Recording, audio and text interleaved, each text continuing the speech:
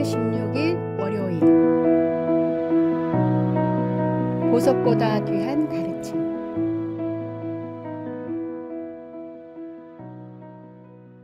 한 어머니가 어느 날 상점에서 새 옷을 구입했습니다. 집에 돌아와 다시 한번 입어보며 주머니에 손을 넣었는데 그 안에서 커다란 보석이 발견되었습니다. 순간 어머니는 마음이 흔들렸습니다. 내가 산 옷에 있으니 내 것이 아닐까 하는 생각과 아니야, 보석이 엄청 비싸 보이는데 잃어버린 사람이 지금쯤 애타게 찾고 있을 거야 라는 양심의 소리가 충돌했습니다. 혼자서는 올바른 결정을 내리기 어려워 마을의 현명한 노인을 찾아가 조언을 구했습니다. 노인은 단호하게 말했습니다. 당신이 산 것은 외투이지 보석이 아닙니다. 당장 돌려주는 것이 마땅합니다. 그러나 만약 보석을 돌려주러 갈 때 당신의 자녀를 데리고 간다면 당장은 아쉬울지 몰라도 보석보다 몇 배나 더 귀중한 것을 자녀에게 물려주게 될 것입니다.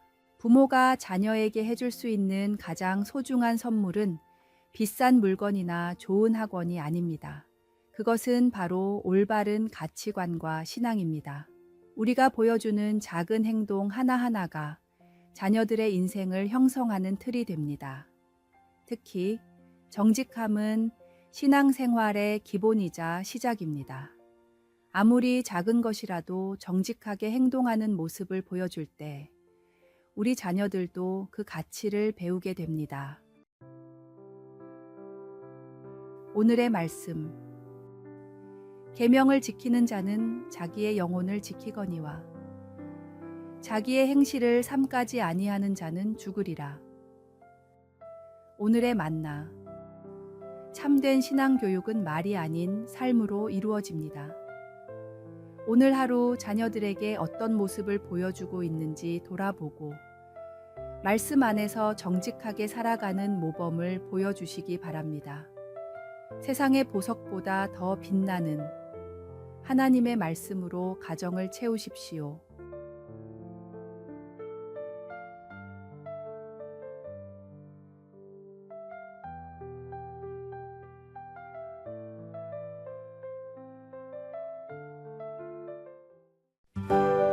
(6월 17일) 화요일 칭찬의 10가지 능력.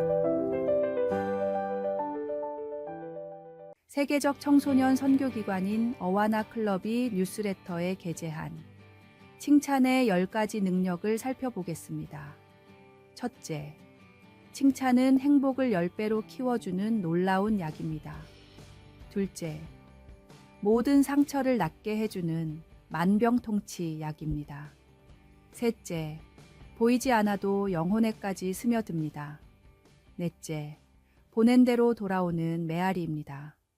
다섯째, 굳은 얼굴에 웃음을 꽃피우는 마술사입니다. 여섯째, 칭찬은 기쁨의 갈증을 해소시켜주는 생수입니다. 일곱째, 무료로 기쁨을 전해주는 전단지입니다. 여덟째, 무한한 가능성을 품고 있는 씨앗입니다. 아홉째, 몸과 마음에 활력을 주는 비타민입니다. 열째, 역사를 새로 쓰게 만드는 대통령입니다. 이런 놀라운 칭찬의 능력에 비해 칭찬을 하는 데 드는 노력은 너무나 작습니다. 그럼에도 우리는 종종 그 작은 노력조차 아끼며 칭찬에 인색하고 오히려 칭찬을 받기만 바랍니다. 성경은 듣기는 속히 하고 말하기는 더디 하라고 가르칩니다. 이는 다른 사람의 이야기를 경청하고 필요할 때 적절한 칭찬과 격려의 말을 하라는 뜻이기도 합니다. 오늘부터 만나는 사람들의 장점을 찾아 먼저 칭찬해 보십시오. 작은 칭찬 하나가 누군가에게는 큰 힘이 되고 그것이 당신에게도 좋은 평판으로 돌아올 것입니다. 오늘의 말씀. 내 사랑하는 형제들아, 너희가 알지니 사람마다 듣기는 속히 하고 말하기는 더디하며 성내기도 더디하라. 오늘의 만나. 오늘 하루 만나는 사람마다 진심 어린 칭찬 한마디를 건네보세요. 칭찬은 타인뿐 아니라 자신에게도 큰 기쁨을 가져다 줍니다. 하나님께서 우리를 인정하고 칭찬하시듯 우리도 서로를 북돋우며 격려합시다.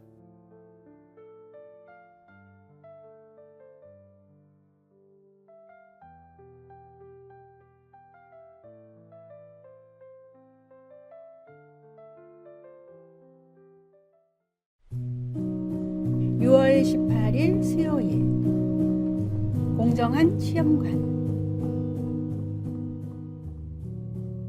세종대왕 시절 정갑손이라는 사람이 함경도의 관찰사로 파견되었습니다. 그는 백성들을 잘 다스릴 수 있는 뛰어난 관리를 뽑기 위해 시험을 치렀습니다. 그런데 합격자 명단을 보고는 시험을 관리하던 책임자들을 모두 불러 엄하게 꾸짖었습니다. 여기 어째서 내 아들의 이름이 있는가? 내 아들이 평소 공부를 잘하지 못했다는 것은 누구보다 내가 잘 아는데 그대들이 나를 속일 수 있는가? 나의 비위를 맞추려고 이랬다면 부정을 저지른 것이니 잘못이고, 내 아들의 실력을 좋게 보았다면 사람을 보는 눈이 없으니 그 또한 잘못이네. 한 번 더 기회를 줄 테니 정말 제대로 된 사람을 뽑아오게. 이 일로 정갑손은 모든 일에 청렴하고 공정한 관리로 소문이 나 나중에 예조판서와 대사헌 같이 높은 벼슬에까지 올라 세종대왕의 일을 보필했습니다. 이 이야기는 우리에게 공정함의 중요성을 일깨워 줍니다. 사람은 자신과 가까운 사람들에게 편애하기 쉽습니다. 그러나 하나님은 우리에게 공의로운 판단을 요구하십니다. 특히 그리스도인들은 더욱 공정하고 정직하게 행동해야 합니다. 나보다 나를 더 잘 아시는 하나님께 모든 것을 맡기고 부르심에 언제나 순종하는 믿음의 사람이 되어야 합니다. 오늘의 말씀. 정직한 자의 성실은 자기를 인도하거니와 사악한 자의 패역은 자기를 망하게 하느니라. 오늘의 만나. 오늘 하루 동안 자신의 판단과 결정이 공정했는지 돌아보십시오. 하나님은 편애하지 않으시며 모든 일을 동등하게 사랑하십니다. 우리도 그 모범을 따라 공정하고 청렴한 삶을 살아갑시다.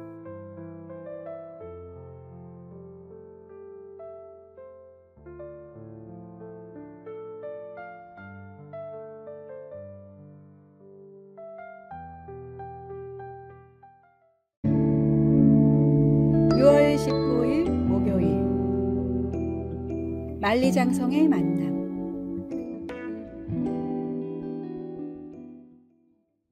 소프트뱅크의 손정혜 회장이 사업차 중국을 방문했을 때 만리장성을 구경하게 되었습니다.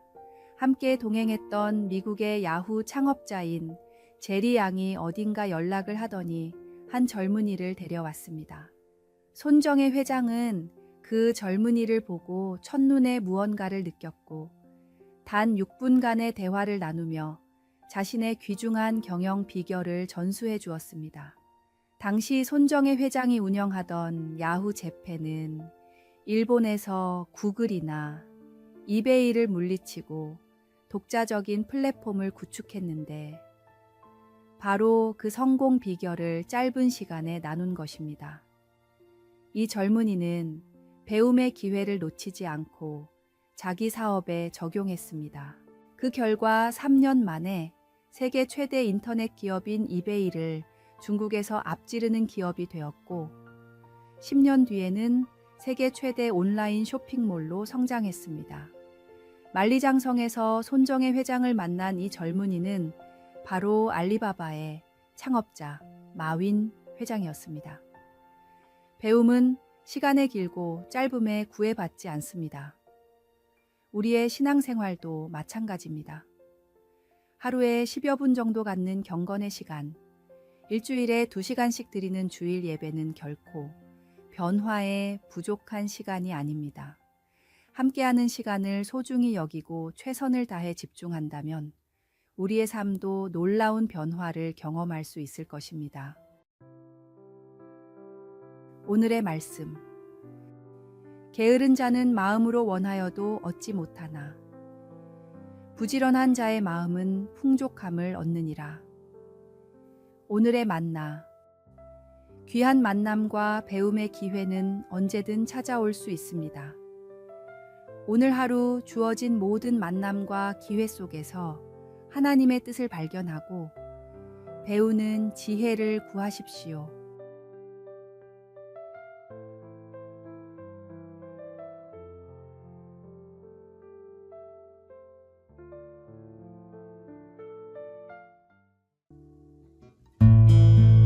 (6월 20일) 금요일 105세까지의 계획.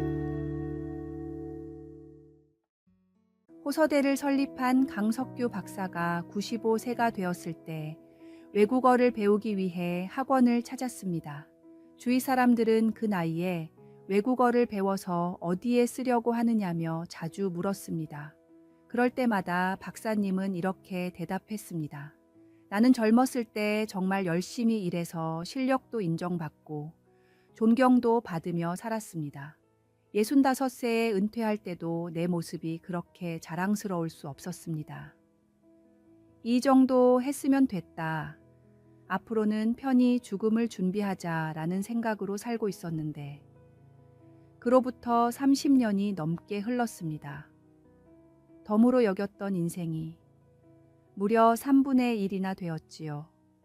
아무 의미 없는 시간을 30년이나 보낸 셈입니다.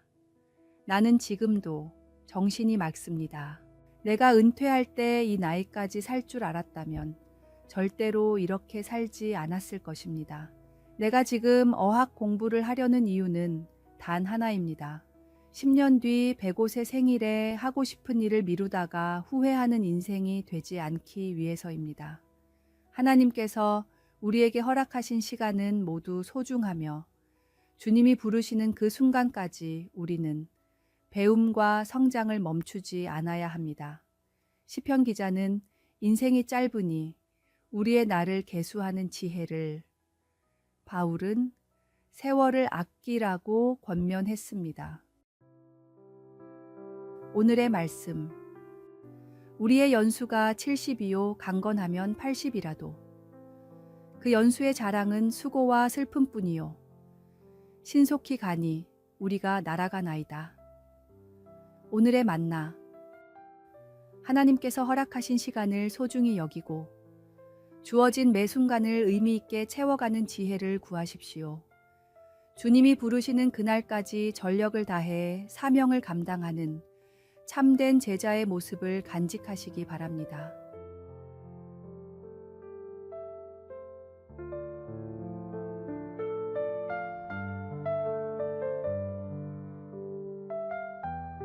아래에 빨간색 글자 구독을 누르시어 더 많은 전도의 열매를 맺으시기를 기도합니다.